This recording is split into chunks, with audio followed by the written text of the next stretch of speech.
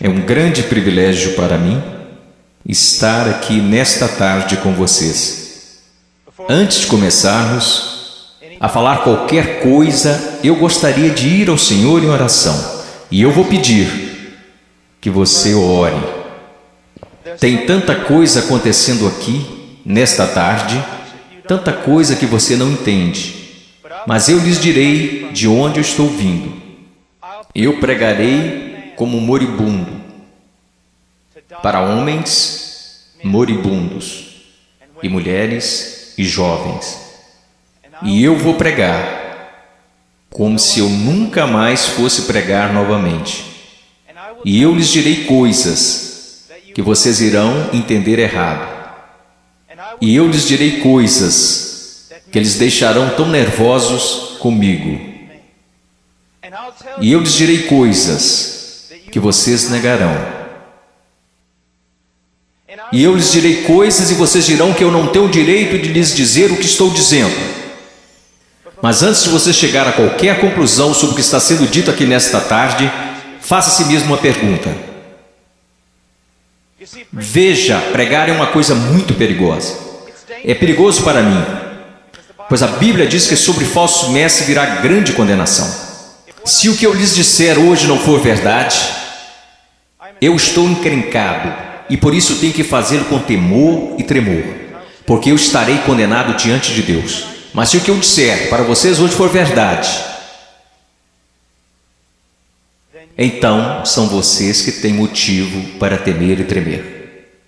Porque se eu interpretar corretamente esta passagem das Escrituras que eu lhes darei, será como se Deus estivesse falando através de um homem. E seu problema não será comigo, será com Deus e sua palavra. Então a única questão a ser decidida aqui, nesta tarde, é esta: é este homem à nossa frente um falso profeta? Ou será que ele está nos falando a verdade?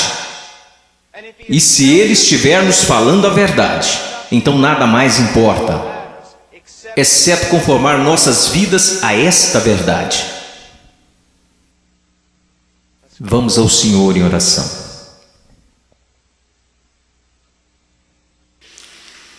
Pai,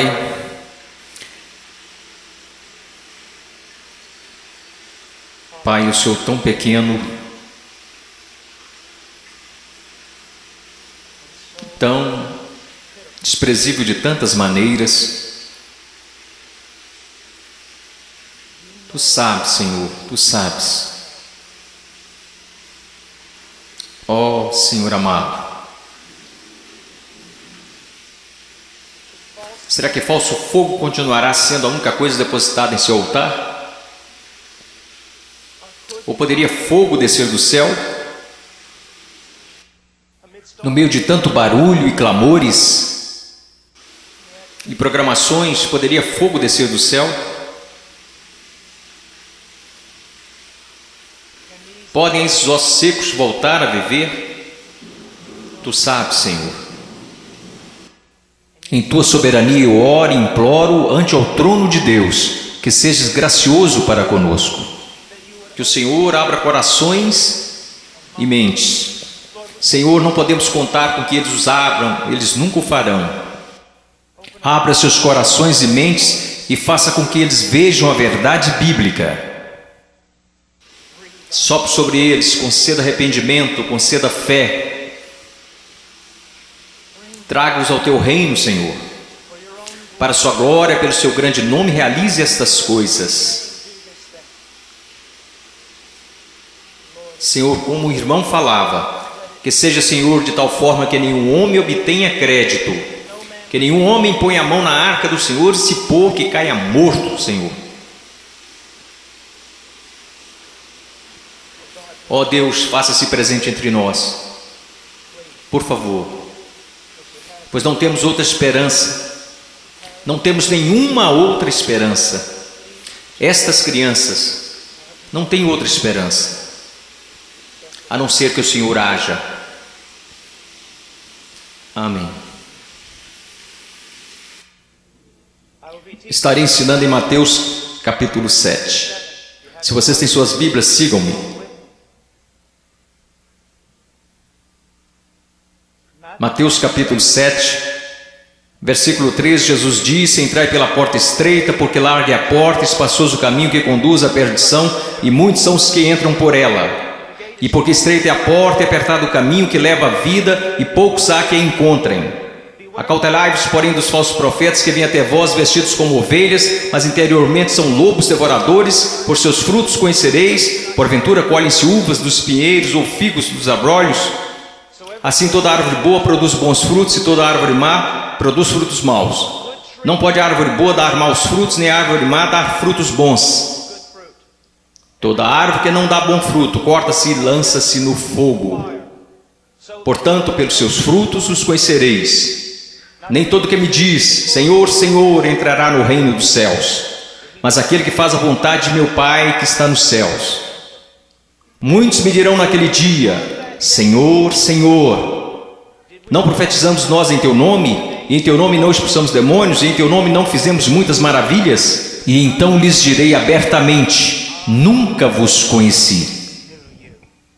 Apartai-vos de mim, vós que praticais a iniquidade. Todo aquele, pois, que escuta estas minhas palavras e as pratica, semelhá-lo-ei ao homem prudente, que edificou sua casa sobre a rocha, e desceu a chuva e correram rios, e assopraram ventos e combateram aquela casa, e não caiu, porque estava edificada sobre a rocha. E aquele que ouve estas minhas palavras e não as cumpre, compará-lo-ei a um homem sensato, que edificou a sua casa sobre a areia. Desceu a chuva, correram rios e assopraram ventos, e combateram aquela casa, e caiu, e foi grande a sua queda. Eu estou aqui hoje. Eu não estou preocupado no meu coração com a sua autoestima. Eu não estou preocupado no meu coração se você se sente bem consigo mesmo, se a vida está do jeito que você queria, ou se a sua conta bancária está no verde. Só tem uma coisa que me tirou o sono. Só tem uma coisa que me preocupou durante a manhã toda, e é isto: em 100 anos, a maioria das pessoas neste prédio possivelmente estarão no inferno. E muitos que até mesmo professam Jesus Cristo como Senhor, passarão a eternidade no inferno. E você diz: pastor, como você pode dizer uma coisa como esta? Eu posso dizer uma coisa como esta, pois eu não realizo meu ministério na América. Eu prego a maior parte do tempo na América do Sul, África e leste europeu. E eu quero que você saiba que quando olham para o cristianismo americano, ele é mais baseado em uma cultura sem Deus do que na palavra de Deus. E tantas pessoas são enganadas, e tantos jovens são enganados, e tantos adultos são enganados em crer que por terem feito uma oração uma vez em suas vidas, eles irão para o céu. E então, quando eles olham ao redor e veem outros que confessam a Cristo, e veem essas pessoas tão mundanas quanto o mundo, e comparam-se uns com os outros, nada perturba seus corações. Eles pensam: bem, eu sou igual à maioria do meu grupo de jovens. Eu vejo coisas que não deveria ver na TV e rio das coisas que Deus odeia. Eu uso roupas sensuais.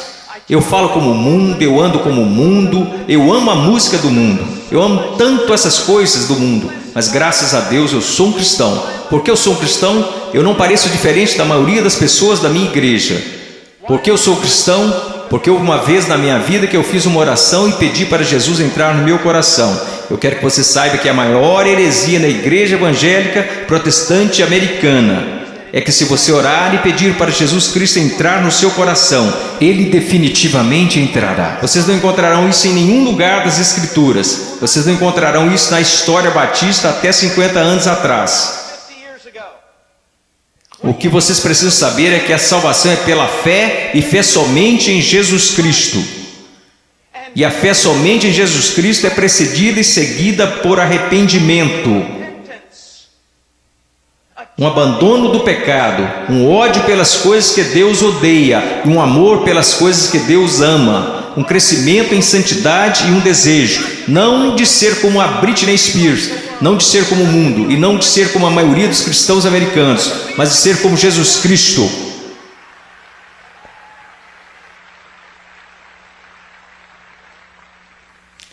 Eu não sei porque vocês estão aplaudindo, eu estou falando de você. Eu não vim aqui para ouvir améns, eu não vim aqui para receber aplausos, eu estou falando de você. Muitas vezes as pessoas vêm a mim e dizem: eu adoraria segui-lo até a Romênia, adoraria segui-lo à Ucrânia, eu adoraria pregar onde você prega e onde plantou igreja no Peru, na floresta. E eu digo: não, você não iria. Eles dizem: sim, eu iria. E eu digo: não, você não iria, porque você seria expulso da igreja de lá. O que precisamos ver? Eu não estou querendo ser duro apenas para ser duro. Vocês têm noção de quanto amor é necessário para ficar na frente de 5.000 pessoas e dizer que o cristianismo americano é quase completamente errado? Você sabe o que vai me custar nunca mais ser chamado para algo assim? Ser impopular? Você sabe por que você faz isso? Você não faz porque você vai ser bem pago. Você não faz isso porque os homens te amam. Você faz isso porque você ama os homens e, acima de tudo, você quer honrar a Deus. Eu quero lhe dizer uma coisa. Nós vamos olhar para as Escrituras e eu quero que você olhe para ela como ela realmente é. Pare de se comparar com outros que dizem que são cristãos, que se comparam com outros que dizem que são cristãos. Compare-se mesmo com as Escrituras. Quando alguém, um jovem, vem a um pastor ou pastor de jovens e diz: eu não tenho certeza se sou salvo. O pastor de jovens geralmente vai lançar um clichê. Alguma vez em sua vida você orou e pediu para Jesus entrar em seu coração? Bom, sim. Você foi sincero? Bem, eu não sei, mas acho que sim. Você precisa dizer para Satanás parar de te incomodar. Você escreveu no verso da sua Bíblia, assim como o evangelista ensinou quando você foi salvo. Você anotou a data para que qualquer dia que você duvidasse apontasse para a Bíblia. Que superstições têm invadido nossa denominação? Você sabe o que a Bíblia fala para os cristãos fazerem? Examine-se a si mesmo. Teste a si mesmo à luz das Escrituras para saber se você está na fé. Teste a si mesmo para saber se você é um cristão. Você consegue ver se o Senhor liberasse todos aqui e mandasse vocês baterem em cada porta dessa cidade? Você sabe o que descobriríamos? 99% das pessoas, pelo menos nessa cidade, acredita que são cristãos. Se você voltar para a sua cidade natal e bater em cada porta de cada casa, porque eu voltei para a minha cidade natal, quando fiz salvo e bati em cada porta, e você sabe o que eu descobri? Todo mundo na minha cidade é um cristão.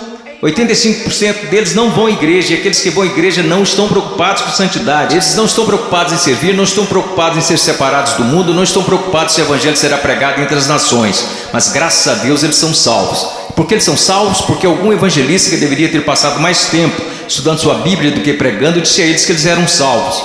E ele disse isso para que depois pudesse gabar de quantas pessoas se converteram no seu próximo avivamento. Eu amo vocês. E existem homens aqui que amam vocês. E eu quero ir às Escrituras agora que eu choquei para a vida. Eu quero que vocês me ouçam. Ouça a palavra de Deus e comece a se perguntar algumas perguntas. Antes de tudo,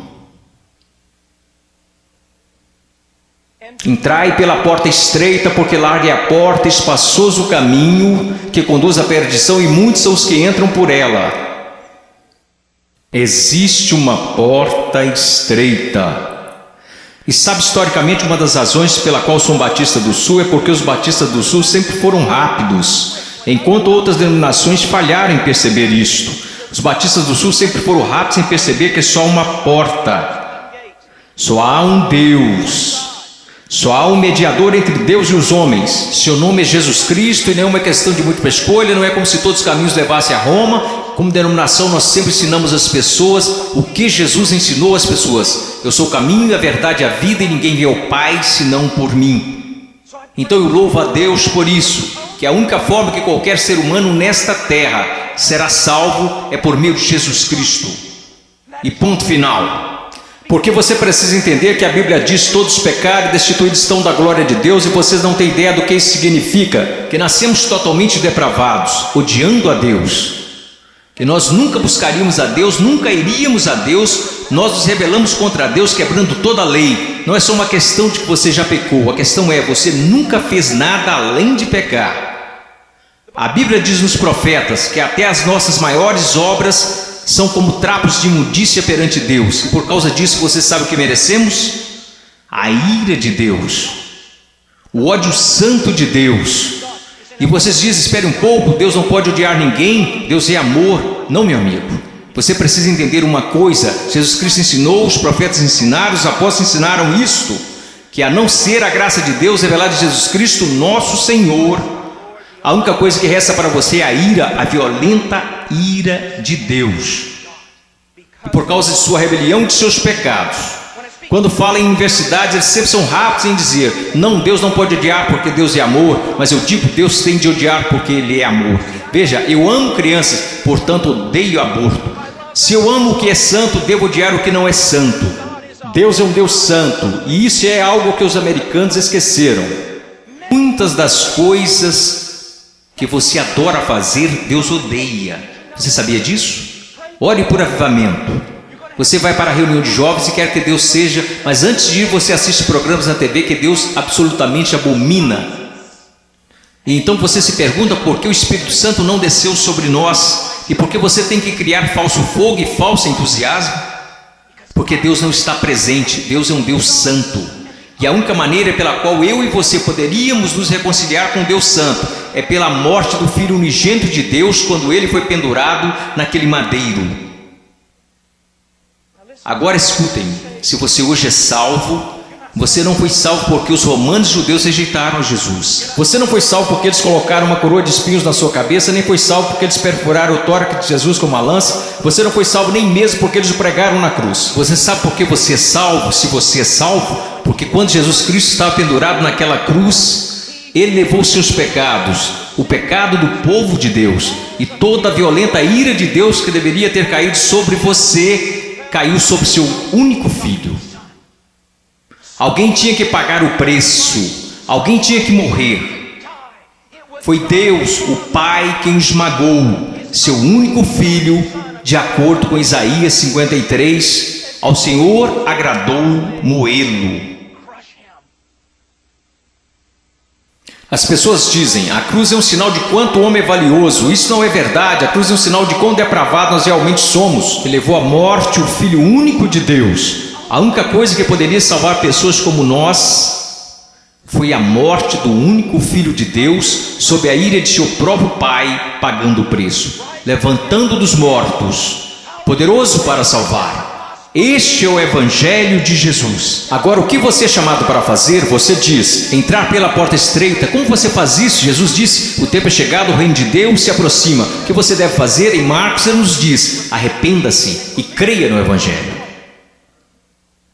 Você diz: irmão Paul, eu fui salvo orando e pedindo para Jesus entrar no meu coração. Eu tenho certeza que você o fez, mas você não foi salvo por uma fórmula mágica ou por causa de algumas palavras. Você foi salvo porque se arrependeu de seus pecados e acreditou. E não foi uma coisa isolada, você continua fazendo até hoje. Porque Jesus, numa tradução mais correta deste verso, falou: o reino de Deus se aproxima, o tempo é chegado. Agora passem o resto de suas vidas se arrependendo de seus pecados e crendo em mim. Conversão não é como uma vacina. Ah, eu fiz isso, ou me arrependi, eu criei. A questão é, meu amigo, você continua se arrependendo de seus pecados? Você continua crendo? Porque aquele que começou boa obra em vocês também a terminará. Ele terminará. Nós, os batistas do Sul, pregamos que você deve ir por essa única porta, que é Jesus Cristo. Mas nós, batistas do Sul, esquecemos algo. E eu quero que pastores de jovens e outros líderes escutem-me, pois nós esquecemos um ensinamento muito importante do Evangelho. Diz que não só a porta é estreita, mas o caminho também é estreito.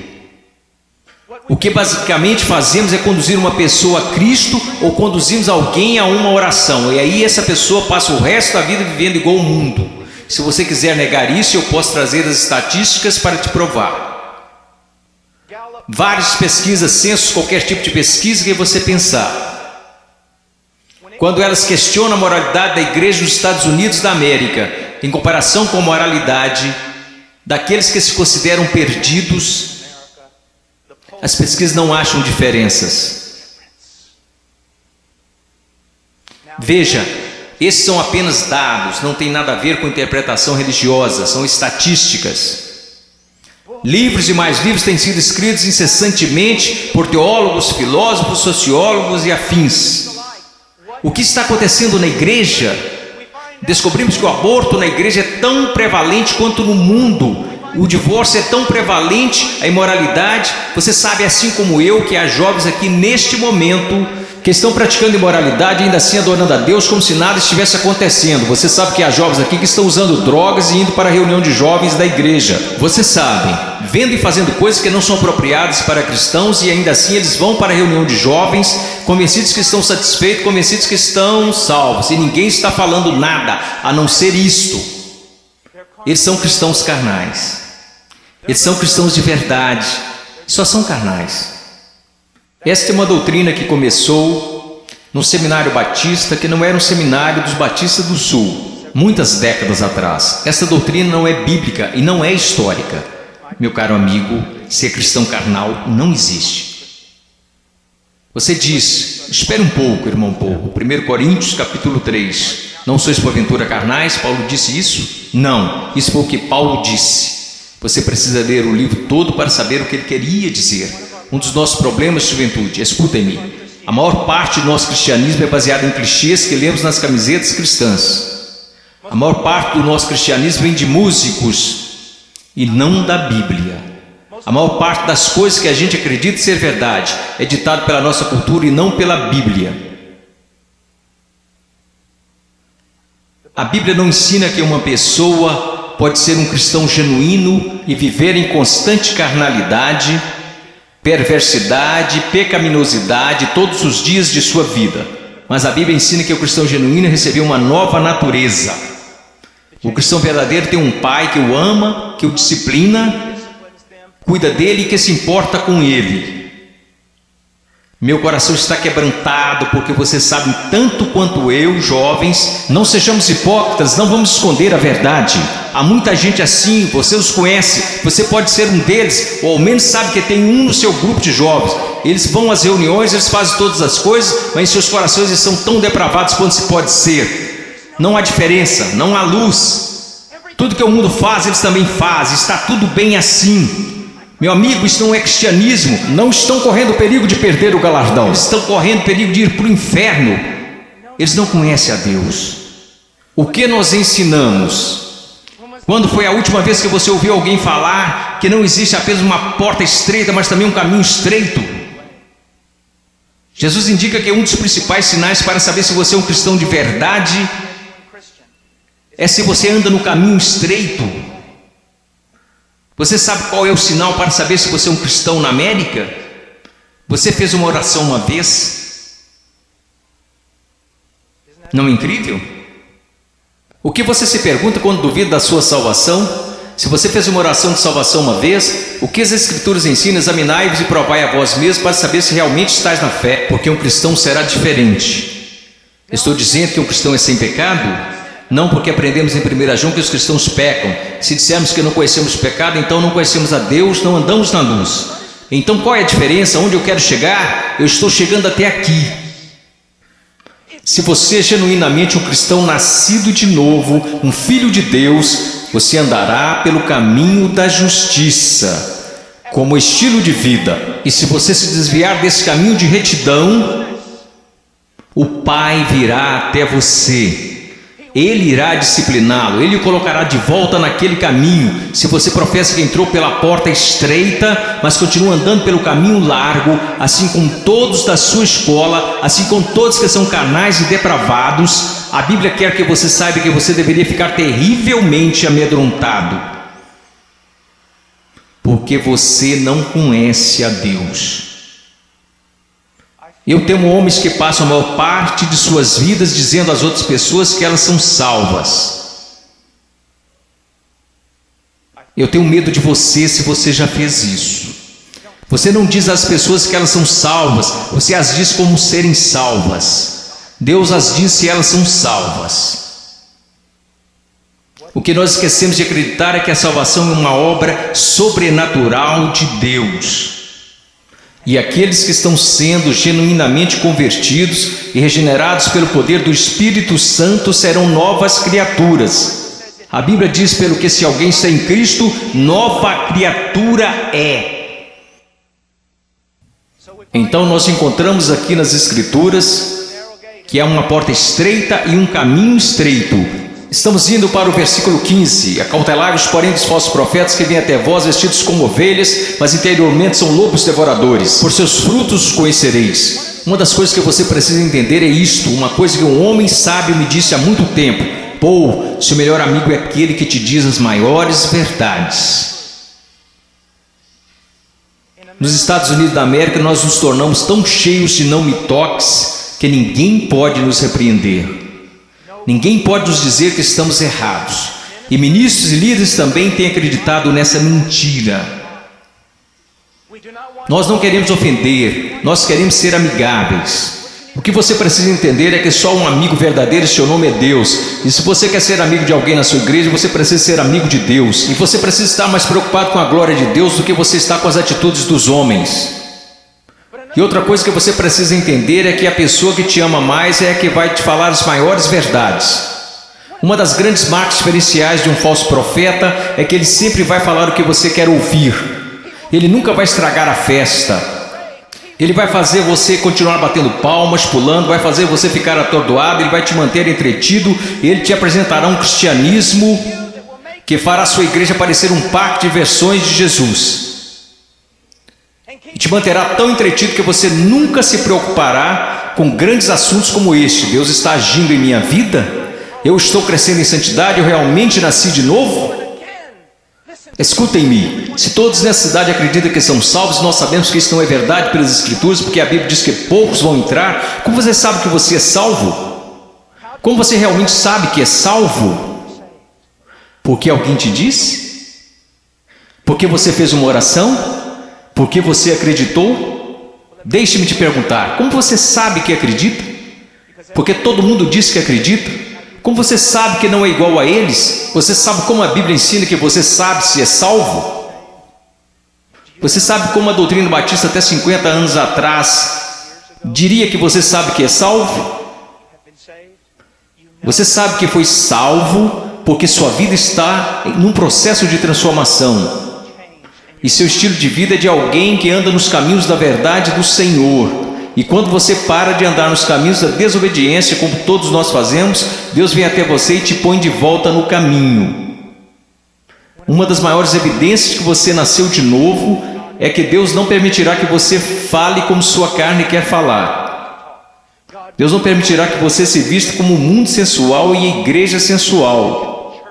Permite que você se vista. Deus não permitirá que você ande como o mundo, cheire como o mundo, fale como o mundo, escute as coisas que o mundo escuta. Deus fará diferença na sua vida. Diz aqui, ao continuarmos,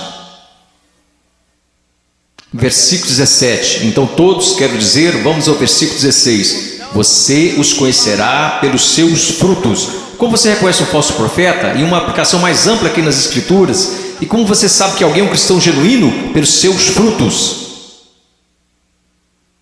Pelos seus frutos, meus amigos.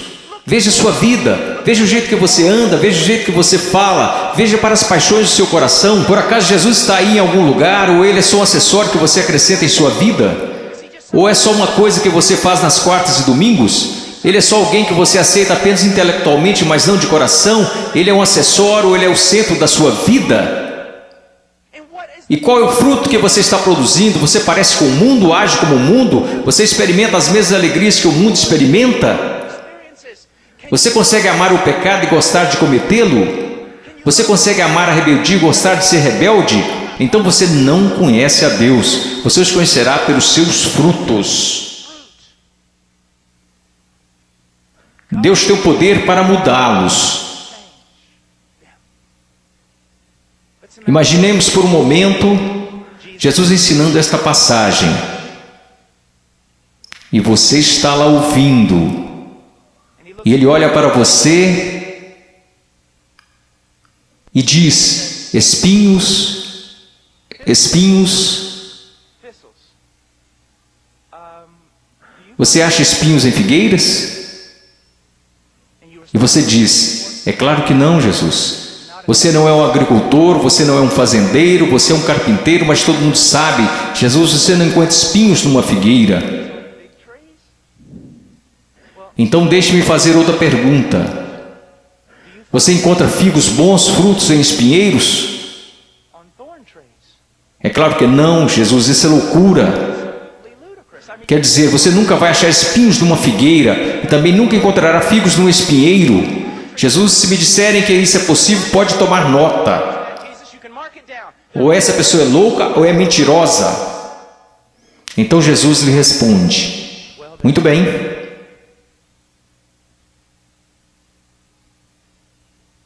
Aqueles que se dizem meus discípulos, mas dão maus frutos, não seria o mesmo que dizer que ou eles estão mentindo, ou que estão loucos em fazer tal afirmação? Deixe-me levar essa ideia mais à frente. Vamos imaginar que eu apareça atrasado e entro correndo aqui na plataforma e todos os outros líderes estão zangados comigo e dizem: irmão Paul, você não considerou que lhe foi dada a oportunidade de falar aqui e você aparece atrasado? E eu digo: irmãos, vocês têm de me perdoar porque eu estava a caminho na rodovia e meu pneu furou. E eu estava trocando o pneu e enquanto isso a porca da roda saiu. E eu não estava prestando atenção, então eu corri para pegar a porca da roda. Assim que eu a peguei no meio da rodovia, eu levantei, tinha um caminhão de carga de 30 toneladas vindo a uns 200 km por hora, uns 10 metros à minha frente. E aí ele me atropelou e é por isso que eu estou atrasado. Só existiriam duas explicações lógicas. Eu sei, ninguém mais estuda lógica. Mas só existiriam duas conclusões lógicas. Eu sou um mentiroso. Eu sou um maluco. Você diria: irmão Paul, é absolutamente absurdo, é impossível ter um encontro com algo tão grande como um caminhão de carga e não mudar de estado. E minha questão para você é a seguinte: o que é maior, um caminhão de carga ou Deus? Como é que tantas pessoas hoje professam ter tido um encontro com Jesus Cristo e ainda assim não são permanentemente transformados? Deixe-me dar-lhes algumas coisas para pensar. Você sabe que eu estou lhes dizendo a verdade.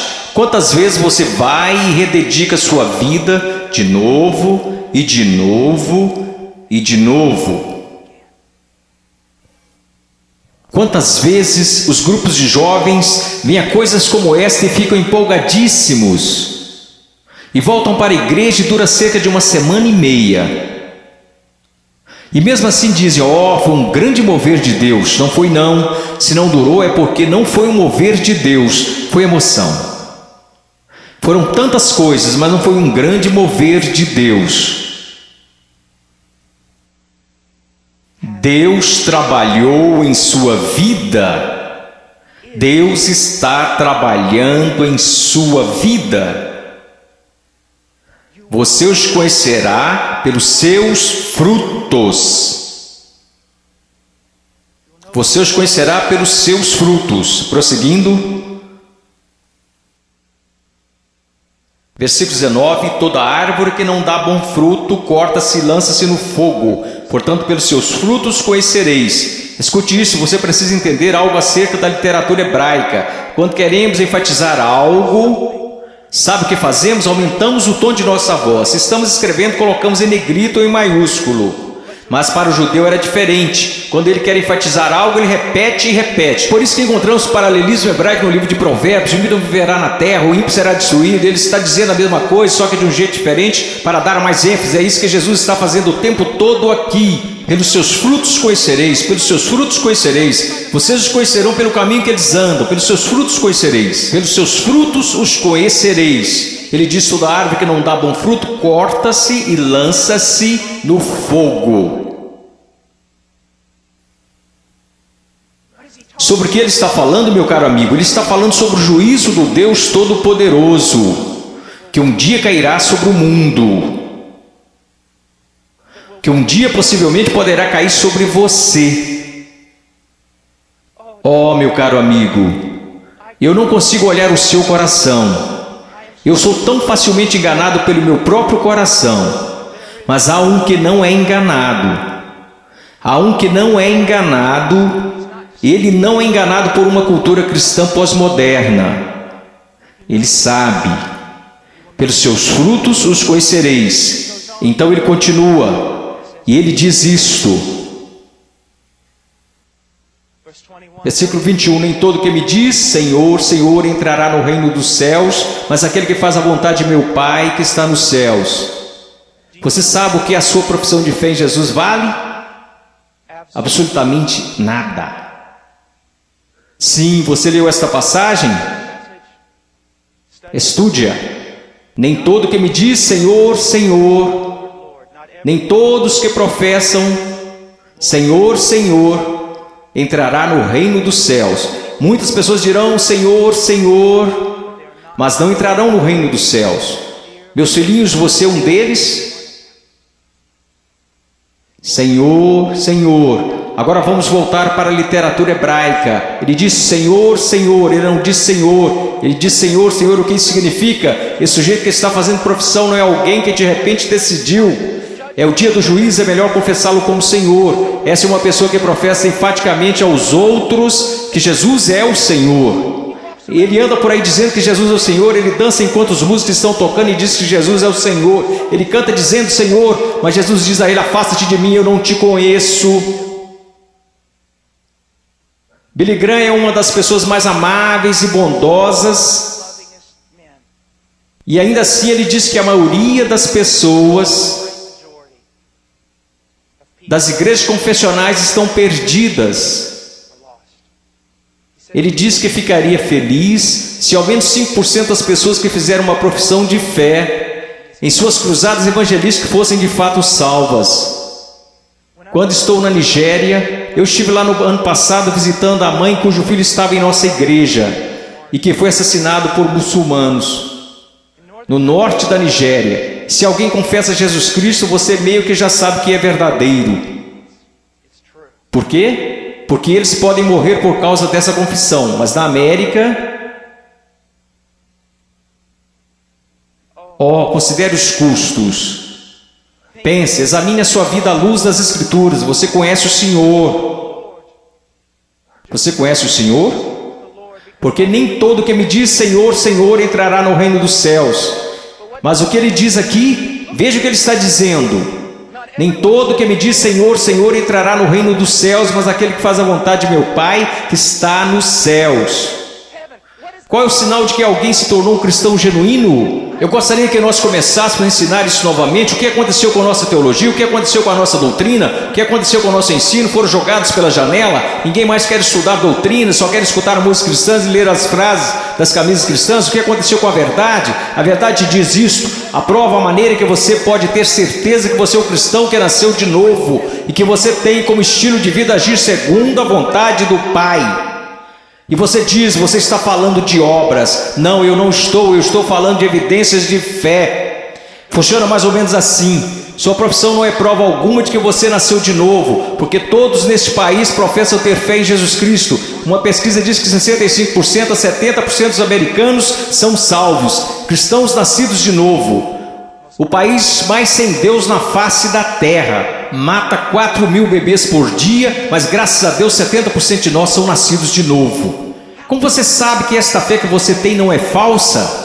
Um estilo de vida que está preocupado em fazer a vontade do Pai, que faz a vontade do Pai, e quando você desobedece a vontade do Pai, o Espírito Santo vem e te repreende pessoalmente através da palavra de Deus, ou através de um irmão ou uma irmã em Cristo, e Deus te põe no caminho novamente.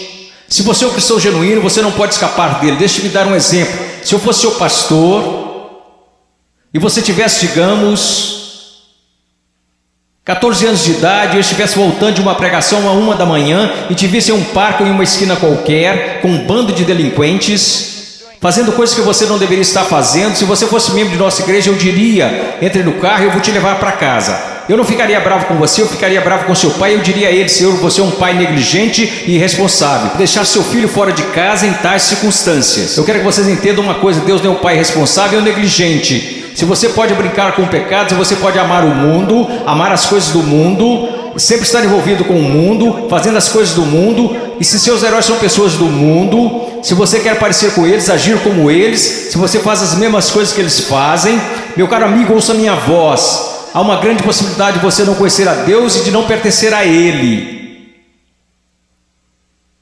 Agora finalizando. Versículo 22. Muitos me dirão naquele dia: Senhor, Senhor, não profetizamos nós em Teu nome não expulsamos demônios, em Teu nome não fizemos muitas maravilhas? Então lhes direi abertamente: nunca vos conheci. Você diz: a coisa mais importante na face da terra é conhecer a Jesus Cristo. Isto não é verdade. A coisa mais importante na face da terra é que Jesus Cristo te conheça. Eu não entrarei na Casa Branca amanhã só porque eu fui até o portão e disse que conheço o presidente. Mas eles me deixarão entrar se o presidente falar: eu conheço Paul Washer. Você pode professar conhecer a Jesus, mas a minha pergunta para você é: você conhece a Jesus? Jesus te conhece? E veja como ele descreve o homem perdido aqui. Ele diz: apartai-vos de mim, vós que praticais a iniquidade. Em grego, anomia. Uma partícula negativa, a, não, sem. A palavra nomos, lei, não lei, sem lei. E é isso que significa. Deixe-me dar uma tradução mais precisa. Apartai-vos de mim, ouçam-me. Se eu pudesse sair daqui e te abraçar falando isso, eu faria. Ouçam-me. Ele diz: apartai-vos de mim, vocês que dizem ser meus discípulos, que me confessam como Senhor, porém vivem como se eu nunca tivesse lhes dado uma lei para obedecerem. Eu acabo de descrever a grande maioria dos cristãos da América. Se alguém começa a falar de lei, se alguém começa a falar de princípios bíblicos, sobre o que devemos fazer e o que não devemos fazer, como devemos viver e como não devemos viver, todos começam a exclamar: legalista, legalista. Mas Jesus disse: apartai-vos de mim, vocês que viveram, me chamaram de Senhor, contudo viveram como se eu nunca tivesse lhes dado uma lei para seguirem. Na cristandade americana disse: passe pela porta, louve a Deus, viva como o resto do mundo, tudo bem, você só é um cristão carnal e talvez volte um dia. Você sabe o que acontece por causa do nosso péssimo evangelismo? Nós temos milhões de crianças salvas na ZBF, e quando fazem 15 anos eles entram no mundo, e a maioria deles vive como demônios. E quando estão por volta de 30 anos, eles voltam e rededicam suas vidas. Talvez eles tenham acabado de ser salvos. Porque, amigos, é mais do que você contar a alguém que você é salvo. Porque sabe que Jesus é Senhor. Satanás sabe que Jesus é Senhor. Sua vida está em processo de mudança? Então ele começa a falar sobre duas pessoas, duas fundações. Você sabe o que é essa passagem na interpretação contemporânea. É importante estudar teologia, é importante estudar história. A interpretação atual dessa passagem sobre a rocha e a areia é basicamente assim: se você é cristão, você precisa construir sua vida sobre a rocha, porque se você construir sua vida sobre a areia, você será um cristão infeliz, sua vida não dará certo. Isto não é o que Jesus está ensinando, e a história me apoia nisto. Quase nunca foi interpretada desta forma. Você sabe qual é a interpretação? É assim: existem dois caminhos. Há o caminho estreito e o caminho largo. Em qual você está? Há dois tipos de árvores. Tem a árvore que dá bons frutos e que vai para o céu. Tem a árvore má, e você sabe que é má porque dá maus frutos e vai para o inferno. Será cortada e lançada para o inferno. Aqueles que professam Jesus como Senhor e fazem a vontade do Pai que está no céu, e aqueles que professam Jesus como Senhor e que não fazem a vontade do Pai que está no céu, e eles irão para o inferno, não por falta das obras, mas por causa de uma falta de fé demonstrada pelo fato de que eles não tinham obras. E ele continua: não são dois cristãos construindo suas casas em duas fundações diferentes. Esses novamente são o homem salvo e o homem perdido. O homem perdido ouve a palavra de Deus ser pregada, mas não prepara a fundação.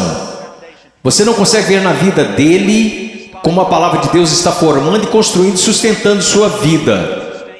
Sua vida não está. Quantas pessoas da Convenção dos Batistas do Sul, apesar dos nossos números, apesar de tudo que dizemos, se nós simplesmente comparássemos as pessoas a esta passagem e dissesse: você está construindo seu casamento de acordo com a palavra de Deus, você está educando seus filhos de acordo com a palavra de Deus, você está administrando suas finanças de acordo com a palavra de Deus, você tem vivido separando-se das coisas deste mundo de acordo com a palavra de Deus, quantos estariam aptos a responder positivamente?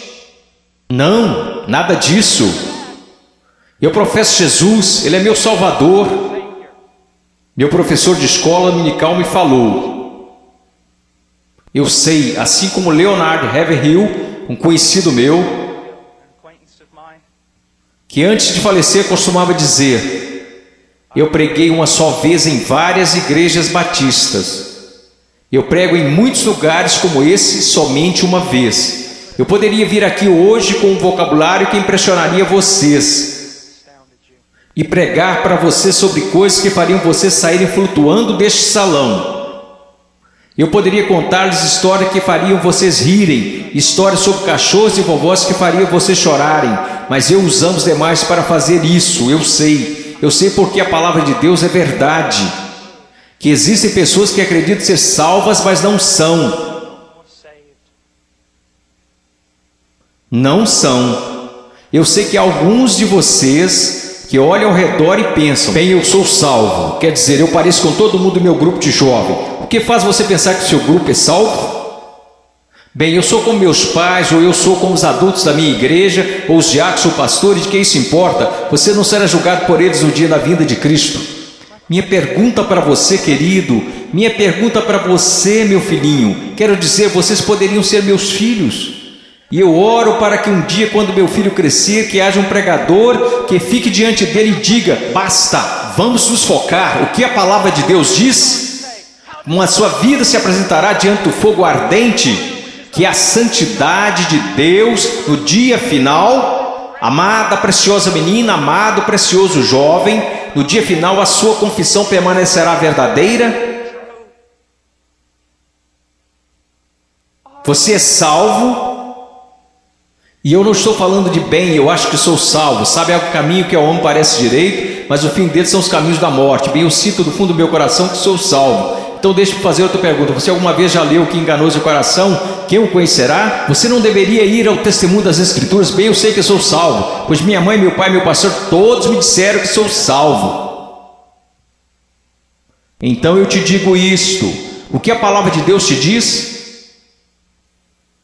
Nós falamos tanto sobre ser cristãos radicais. Cristãos radicais não são pessoas que pulam em shows. Cristãos radicais não são pessoas que usam camisas gospel. Cristãos radicais são aqueles que carregam os frutos do Espírito Santo. Cristãos radicais são aqueles que respeitam e honram seus pais, mesmo quando sentem que seus pais estão errados. Cristãos radicais são aqueles que não... Agora escutem, isso vai deixá-los irados. E eu estou falando com garotos e garotas. Cristãos radicais são aqueles que não se vestem sensualmente para mostrar seus corpos. Se sua vestimenta é um chamariz apenas para o seu rosto, Deus se agrada da sua vestimenta. Sua vestimenta é um chamariz para o seu corpo, isso é sensual e Deus odeia o que você está fazendo. Todo mundo gosta de falar sobre um profeta, mas ninguém quer escutá-lo. E eu estou falando sobre cristianismo. Eu passei minha vida em selvas, eu passei minha vida congelando nos Andes, eu vi pessoas morrerem. Um garotinho, Andrew Myman, os muçulmanos atiraram 5 vezes o seu estômago e o deixaram morrer na calçada, simplesmente porque ele exclamava: eu estou com tanto medo, mas eu não posso negar a Jesus Cristo. Por favor, não me matem, mas eu não negarei. E ele morreu numa poça de sangue. E vocês falam sobre ser cristãos radicais porque vocês usam camisas gospel e vão a um congresso? Eu estou falando sobre santidade, eu estou falando sobre ser cheio de Deus. Você sabe o que seria mover de Deus neste local? Se todos vocês caíssem sob convicção de pecado, se eu mesmo caísse sob convicção pelo Espírito Santo e nos prostrássemos e chorássemos, pois assistimos coisas que Deus odeia, pois usamos coisas que Deus odeia, pois nós agimos como o mundo, parecemos como o mundo, cheiramos como o mundo, fazemos as mesmas coisas que o mundo e não sabemos que fazemos essas coisas porque não conhecemos a palavra de Deus. Porque mesmo que falemos como uma denominação, que a Escritura é a infalível palavra de Deus, só que ganhamos basicamente um monte de ilustrações, histórias e novelinhas. Oh, que Deus brilhe neste lugar, que viremos nossas costas para o pecado, que renunciemos às coisas que desagradam a Deus, e então que corramos para Ele, alegremos-nos nele e o amemos. Que Deus levante missionários. Eu não desejo a vocês o mesmo que seus pais. Eles querem segurança e boas casas para vocês. Eles querem que vocês tenham carros e respeito. Eu quero para vocês as mesmas coisas que quero para o meu filho, que um dia ele pegue uma bandeira, a bandeira de Jesus Cristo, e coloque-a num monte onde ninguém esteve antes, e que eles clame: Jesus Cristo é Senhor, mesmo que isso custe a sua vida. Se quando ele tiver 18 anos me disser as mesmas coisas que eu disse quando era jovem, eu vou para os montes, eu vou para a selva, e as pessoas disseram: você não pode ir, você está maluco, é uma guerra lá, você vai morrer. Eu vou. Quando aquele rapaz colocar sua mochila nas costas, eu vou orar por ele e dizer: vá, vá, Deus seja contigo, e se você morrer, meu filho, eu te vejo do outro lado e honrarei sua morte. Oh Deus, vamos orar, vamos orar. Oh Deus, eu não me importo com reputação, eu não me importo com o que os homens pensam. Eu quero que o Senhor seja honrado, eu quero que esses jovens sejam salvos. Eu quero que os salvos parem de olhar para um cristianismo cultural, que o Senhor odeia e que cuspirá fora de sua boca, e que eles olhem para a sua palavra e digam: eu seguirei a Jesus. Deus, eu oro pelos ministérios de jovens e pastores, e oro para que o Senhor os encha com espírito de sabedoria, amor e coragem e discernimento, e querido Deus, custe o que custar, eu oro para que o Senhor levante missionários. Ao olhar para esses garotos, eu não posso evitar de pensar no meu filhinho. Oh Deus, que o Senhor salve o Ian, e que eu levante e o mande para a pior parte da batalha. Oh, querido Deus, levante missionários aqui, levante missionários, levante pregadores e pastores e embaixadores e evangelistas, que conheçam a palavra de Deus. Oh Deus, trabalhe neste lugar, por favor, trabalhe neste lugar, amado Deus, por favor, por favor, por favor, por favor. Agora, com todas as cabeças baixas, alguém aqui hoje à noite que gostaria de dizer: irmão Paul, eu tenho vivido uma mentira. Eu digo que sou cristão, mas eu amo o mundo, eu pareço com o mundo, e cheiro como o mundo, e eu me odeio por conta disso. Irmão Paul, eu estou tão cansado desse cristianismo que tenho vivido, eu estou cansado disto. Eu estou cansado disto. Eu quero ser salvo. Eu quero ser salvo. Eu só quero que levantem. Irmão Paul, eu quero ser salvo. Amém. Alguém mais? Eu quero ser salvo. Amém. Amém. Em momentos teremos um apelo, e vocês que levantaram, eu vou descer aqui e quero que vocês se encontrem comigo. Eu quero falar com vocês agora. Vocês podem se sentar. Obrigado. Agora quero conversar com vocês que professam ser cristãos.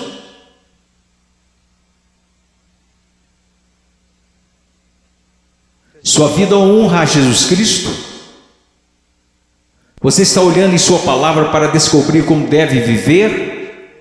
Eu oro de todo o coração. A única coisa que irá salvar a igreja na América, só há duas possibilidades. Uma é uma reforma total em nossas pregações e nosso estudo da palavra de Deus, e a outra é uma perseguição feroz e horripilante. Essa é a única coisa que irá salvar a igreja na América. Eu oro para que vocês retornem à palavra. Eu oro, ouçam-me jovens, vocês precisam dizer: ok, como eu devo proceder perante meus pais? Vá à palavra, descubra, obedeça. Como devo me vestir? Vá à palavra, descubra, obedeça. Como devo falar? O que devo escutar? Ponha cada pensamento, palavra e ato em sujeição a Jesus Cristo.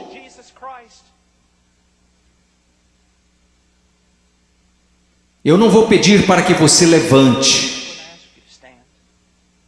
Porque eu estou tão cansado de pessoas virem à frente e assumirem o compromisso e esse compromisso durar apenas 2 minutos. Eu não estou aqui para poder escrever na minha revista que zilhões de vocês vieram à frente. Eu quero que você vá para casa e viva para Jesus Cristo com todo o seu coração. Mas se você precisa de aconselhamento, você dirá: irmão Paul, eu quero viver para Jesus Cristo, mas eu não sei como. Em minutos nós iremos fazer um convite e eu quero que você venha à frente, não para assumir um compromisso. Se quiser assumir algum compromisso, faça isso daí de onde está sentado. Se precisa contar a alguém, vá contar ao seu pastor, vá contar ao seu pastor de jovens. E quer saber, nós saberemos se esse compromisso irá durar. Quer saber como? Porque irá durar. Nós saberemos se foi de Deus. Deixe-me contar-lhes uma coisa. Se você tomou a decisão de seguir a Jesus Cristo, se você tomou a decisão para ser salvo nesses 2 últimos dias, eu quero dizer algo: se você foi genuíno, durará. Se daqui a algumas semanas você voltar direto ao mundo, viver como o mundo, agir como o mundo, quero que você saiba de uma coisa: você não entendeu nada aqui neste final de semana, você foi emotivo, apenas isto. Se você realmente ganhou algo do Senhor, eu quero que você saiba, isso durará. E ainda que você tente correr disto, você não vai conseguir. Você não vai conseguir. Oh, eu amo tanto a vocês, Eu peço que todos levantemos. Se você precisa de aconselhamento acerca de uma decisão que fez, mas que não está clara, eu quero que você venha à frente e eu vou descer aqui. Vocês que levantaram, houve muitos de vocês aí que disseram: eu preciso conhecer a Jesus Cristo. Eu quero que você venha até aqui agora mesmo, eu quero te conhecer. Eu quero voltar aqui com você e os outros conselheiros. Quero conversar com você e eu quero te dizer uma coisa, não em 5 minutos, não em 10 minutos. Se você precisar conversar a noite toda, nós ficaremos. Essa é a atitude de cada conselheiro neste lugar. Nós ficaremos a noite inteira se necessário, a noite toda. Deus te ama, Deus te ama. Deixe-me orar por você. Querido Deus, por favor, Senhor, ouve aqui. Senhor, tanta movimentação.